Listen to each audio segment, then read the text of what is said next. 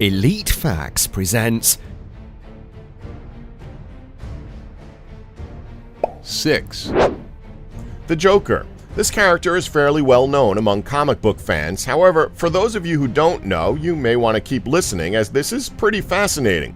So let's be real here. The Joker is the most iconic villain in pop culture.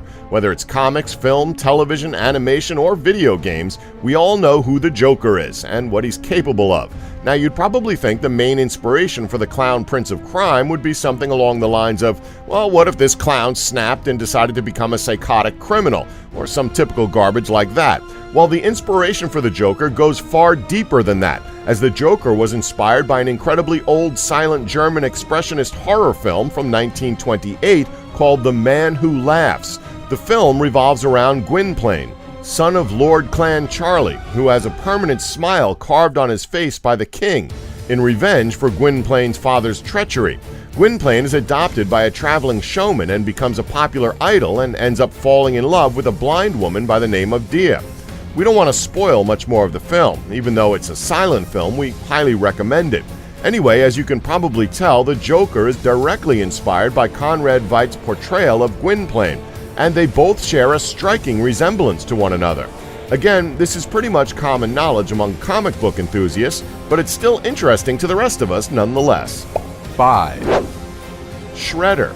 So with a character like Shredder, you'd think it's more or less a case of, okay, we already have Ninja Turtles as the heroes in this comic book, let's just have a metallic samurai as the villain and call it a day. And before you say anything, TMNT was a comic before it was a kid's cartoon, and it was quite graphic to say the least. Well, you're wrong to assume that's how they came up with it. Master Shredder is the eternal enemy of the Teenage Mutant Ninja Turtles. He's a 7-foot-tall, armor-clad master of martial arts, capable of punching clear through a man's chest. So what inspired Shredder? The character was actually inspired by a guy shoving cheese graters on his arms. To explain, the guy who originally designed Master Shredder was inspired to create him while he was washing his dishes and happened to put his hand through a big-ass cheese grater. At that moment, he stopped to think about how radical a character would be if he had two such weapons attached to his arms. 4. Batman. So we've already talked about the Joker, so we think it's time to talk about the other side of that coin. Superheroes don't come more iconic than Batman. If they did, Batman would probably just throw them through a window, grapple up to the rooftop, and stare down at Gotham City looking for the next criminal to beat down. Now, fans of the character are probably aware that he shares several similarities with another famous black-clad hero called Zorro, aka the Fox. And this comparison isn't a coincidence. Many of Batman's traits, like how he masquerades as a rich socialite during the day, are directly inspired by Zorro. Hell, in his actual origin story, the film young Bruce Wayne was watching the night his parents got shot was The Mask of Zorro. I mean, it sort of makes sense, doesn't it? As for why Batman dresses like a giant bat, well, that was rather curiously inspired by the villain of a play called The Bat, later remade as a movie called The Bat Whisperers, which features a murderer who stalks his prey while dressed like a giant bat. Finally, the wings of Batman's cape were directly inspired by the most famous artist and inventor from the Renaissance era, Leonardo da Vinci, from his ornithopter drawing. So to summarize, Batman, one of the greatest heroes ever known, is directly based on a guy from a play who stabbed people while dressed like a giant bat. I love the logic behind comic books. 3. The Red Skull. Okay, this one is without a doubt the funniest one on this list, so please just bear with us while we try to explain the backstory. Okay, so believe it or not, Captain America's greatest nemesis, the Red Skull, was inspired by ice cream. You still with us? Okay, so to be exact, he was inspired by a hot fudge sundae with a cherry on top. Yeah, it seems a little weird to us too, and we couldn't help but laugh ourselves when we found this out. However, that was his creator Joe Simon's story when he talked about the Red Skull in his autobiography, My Life in Comics.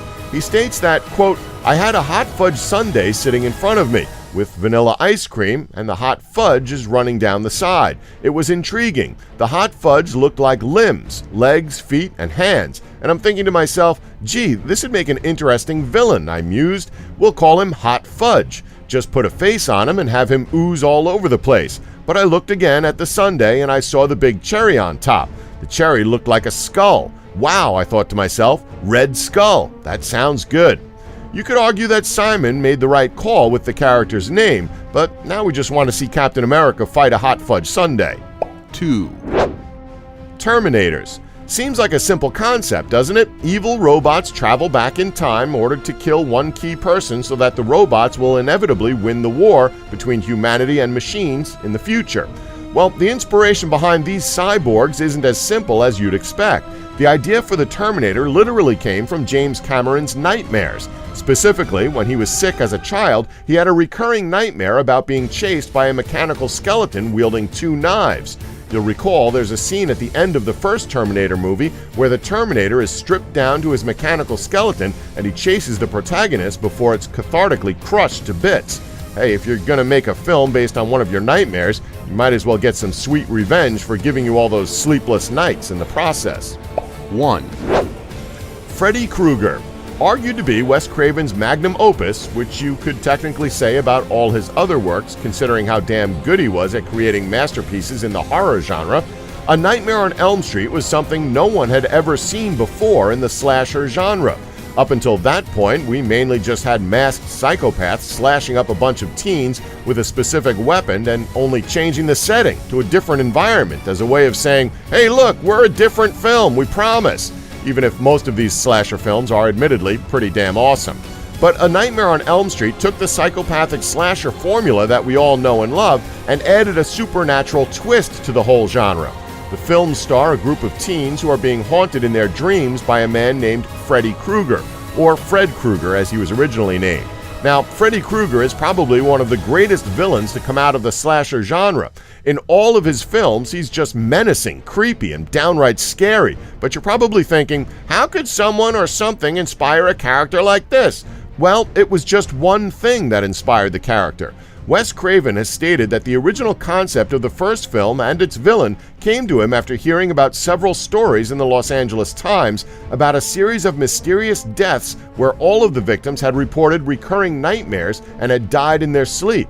Because of these stories, Craven's original script characterized Freddy as a child molester, which Craven said was the worst thing he could think of. Other things that contributed to the creation of Freddy Krueger were things such as a homeless man who had a disfigured face that frightened Craven when he was 11 years old, a high school bully of Craven's who actually had the name Fred Krueger, and the 1970 song Dreamweaver by Gary Wright. The famous razor-fingered glove, however, was inspired by Craven waking up in the middle of the night and witnessing his cat clawing down the side of the sofa. Who would have thought one of the cutest animals could inspire one of the most iconic killer weapons in cinema?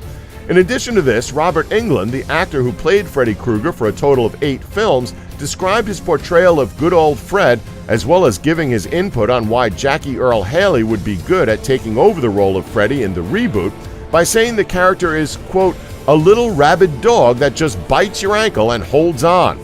So as you can probably tell, there was a lot of thought and inspiration that was taken into account when bringing Freddy to the screen and to your dreams. Did we leave any famous characters with strange origins off of our list? Let us know any other characters you know about that were inspired by interesting things in the comments below. Don't forget to like us and subscribe for more Elite Facts.